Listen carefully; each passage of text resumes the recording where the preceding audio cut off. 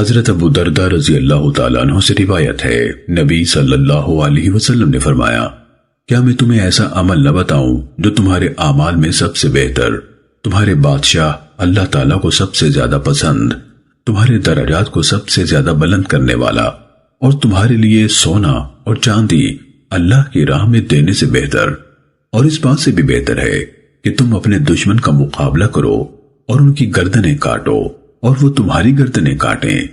صحابہ نے کہا، اللہ کے رسول وہ کیا ہے؟ آپ صلی اللہ علیہ وسلم نے فرمایا، اللہ کا ذکر۔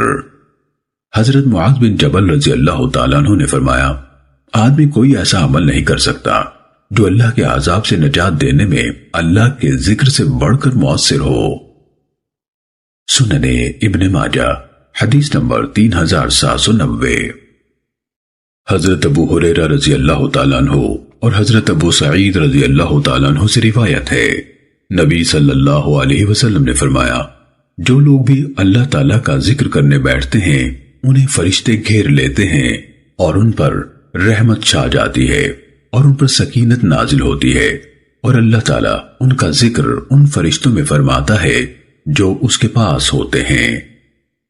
سنن ابن ماجہ حدیث نمبر 3791۔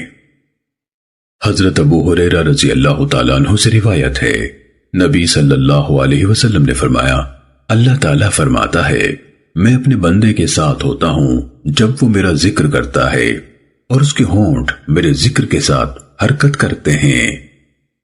سنن ابن ماجہ حدیث نمبر 3792۔